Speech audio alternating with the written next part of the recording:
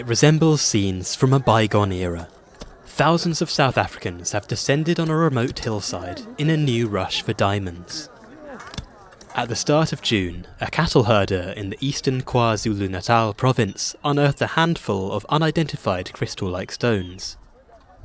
The shiny rocks caused a stir on social media, and before long, a modern-day diamond rush was on, despite government warnings that they could be worthless.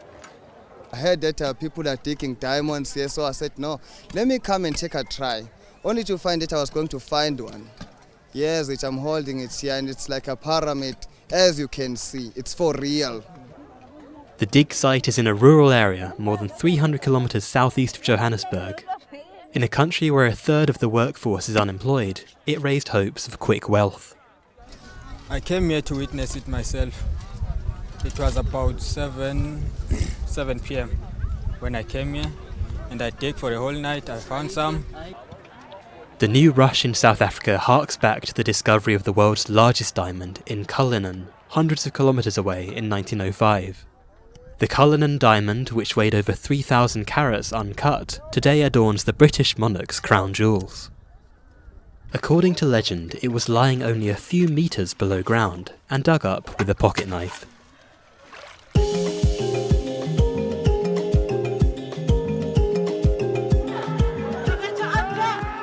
Ethiopia will vote in twice-delayed elections on June the 21st, despite growing concern over the credibility of the vote. International attention is much more focused on an ongoing war in the country's Tigray region, where famine is affecting 350,000 people. Prime Minister Abiy Ahmed promised the vote will be the most democratic in the history of Africa's second most populous nation.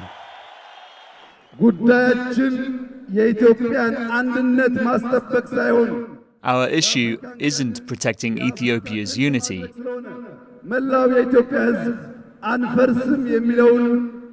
Rather, it is making Ethiopia the strength of the Horn of Africa.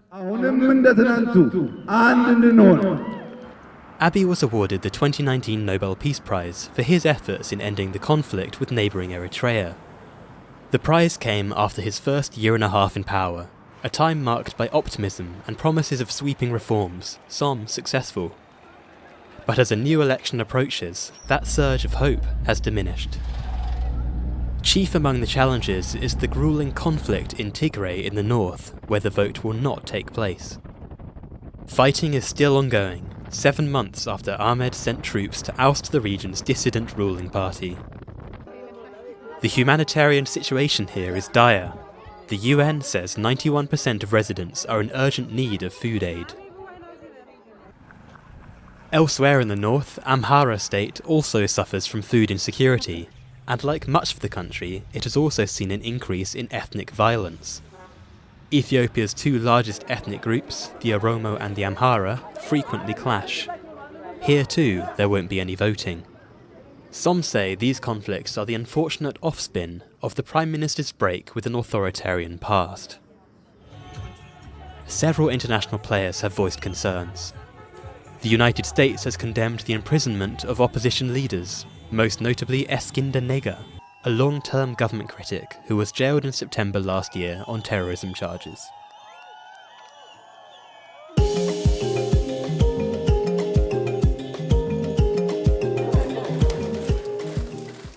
Algeria saw a record low turnout in parliamentary elections last weekend.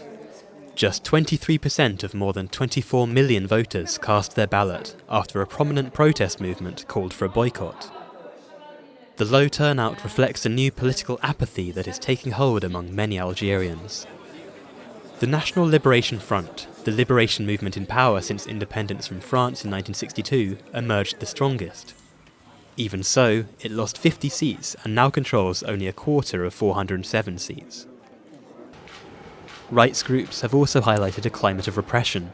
According to the National Committee for the Liberation of Detainees, more than 200 people are in jail for their connection to the Hirak protest movement or for defending freedoms.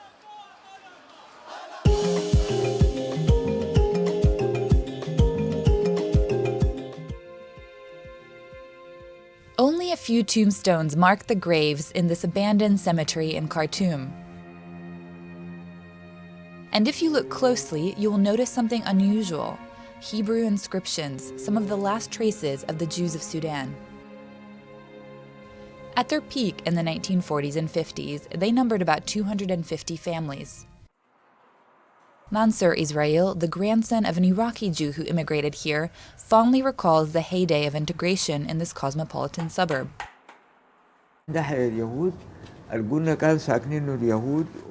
This was a Jewish neighborhood, but Jews, Armenians, Copts, and all foreigners lived there. There was religious tolerance between people, and they lived a very good life together.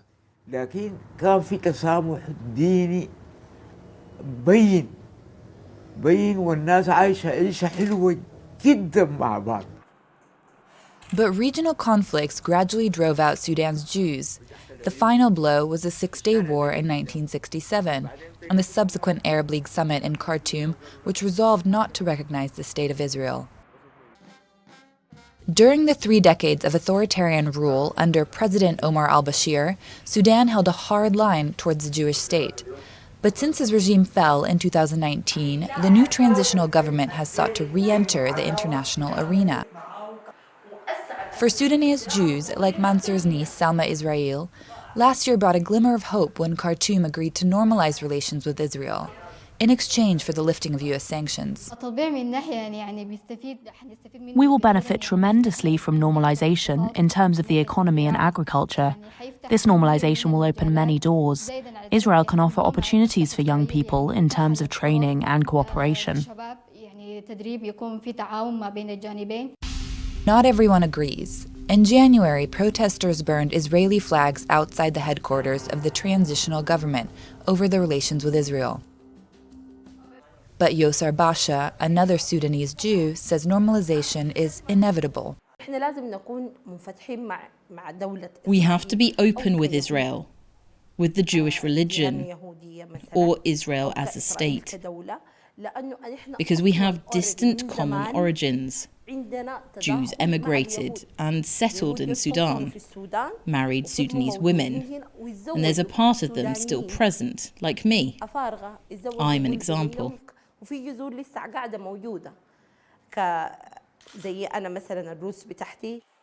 Many of the country's Jews are eager to reconnect with their past, but the parliament has to ratify the new relationship with Israel, and that parliament is yet to be established.